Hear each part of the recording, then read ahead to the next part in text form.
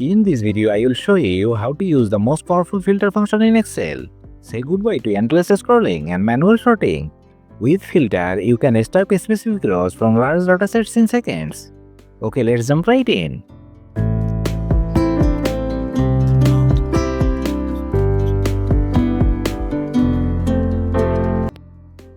Before we dive into filtering, it's crucial to set up our dataset correctly. Ensure the data is clean and organized with column headers. First, convert our data into a table.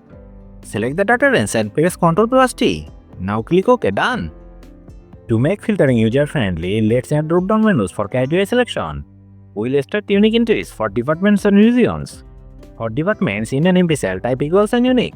Select the range and press Enter. For region, similarly type equals and unique. Select the range and press Enter. This formula removes duplicate automatically. Now copy all distinct entries and paste it as a value. Now let's create dropdowns for quick filtering. Select a cell, go to the Data tab. Click on Data Validation. Choose List. Set the source to the unique values we generated. Click OK. Repeat it for the regions.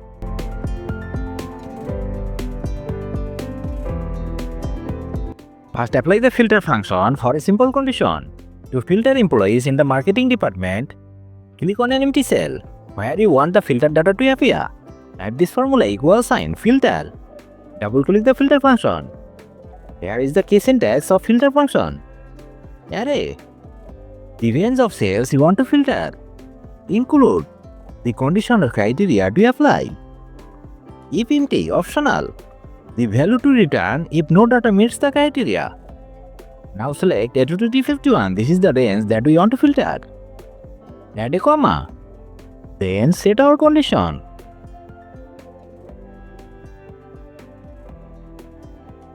When you compare a column of data to a single cell like G2, Excel performs a raw by raw comparison, generating an array like true or false. If a cell in column B matches the value in G2, the result is true, otherwise it's false. Each element in this array indicates whether the corresponding row matches the value in G2. It suggests that the first, second, and seventh entries in department match the value. Again add a comma, then type no results inside the quotation marks. If no rows meet the criteria, the function returns the text no results instead of an error. Close the formula. Press Enter. Excel will display all rows where the department is marketing. You can change the department from the drop-down list. When you select another department, the filter function will display the corresponding employees. Now, if we want to filter employees in the marketing department located in the East region, just edit the formula and add a second condition.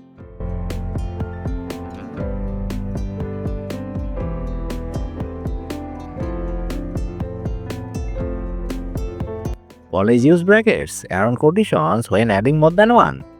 Without brackets, Excel might misinterpret the logic and return unexpected results. The asterisk acts as an AND operator, returning true only for rows where both conditions are met.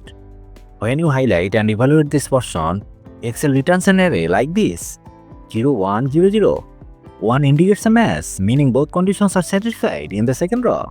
0 means the row doesn't meet one or both criteria. Press Enter and Excel will filter the table, displaying only employees from the marketing department in the East region. If no rows match, Excel returns no results. Want to filter employees who are either in the marketing department or located in the West region? No problem. Let's tweak the formula to apply the OR condition. How it works? The plus sign acts as an OR operator, ensuring rows that meet either condition or return. This part checks for employees in the marketing department, and this part filters for employees in the West region. If an employee belongs to the marketing department or is from the West region, they will appear in the filter list. Select this part of this formula. Excel returns something like this: 1, 2, 0, 1. The first row returns 1 because it matches one condition. The second row returns 2, indicating it meets both conditions. And third row returns 0 because they don't match any condition. Press Enter to apply the filter. Excel will now display all rows that match at least one of the conditions. Let's take filtering to the next level. Imagine you need to filter employees in the marketing department or employees in the West region. and their salary exceeds 65,000. Here's how to do it. We'll adjust the formula to ensure that the salary condition applies to both criteria. Type this formula.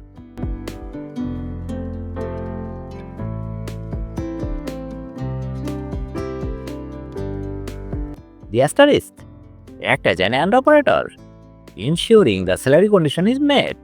The plus sign applies the OR condition between department and region. Ensures employees must be from the marketing department or the east region, but their salary must exceed 65,000. Press enter. Excel will filter and display only the rows that meet the combined conditions. Undo it by pressing Ctrl+Z if needed. Need to filter rows from multiple departments, say sales or IT? Excel's filter function makes this super simple. Let's walk through it. Type this formula.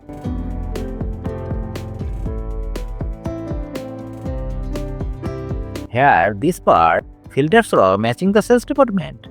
Here, this part filters row matching the IT department. Plus sign act as an OR operator, ensuring rows with either condition are included. No results. Display this message if no results are found.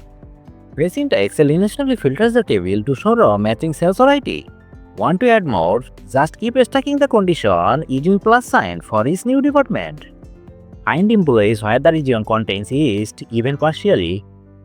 Type this formula.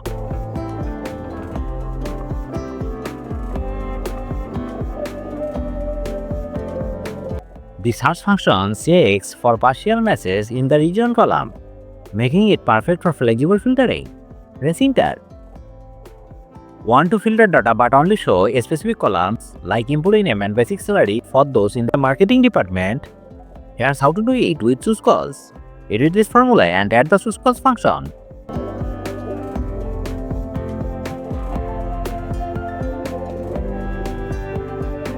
Here, this part filters row where the department is marketing. This part extracts only the employee name and basic salary columns. Press enter. Instantly, Excel displays the filtered result with just the employee names and basic salary. If you found this tutorial helpful, please like, share and subscribe to Easy Click Learning. And let me know in the comments how you plan to use the filter function. See you in the next video. Thanks for watching.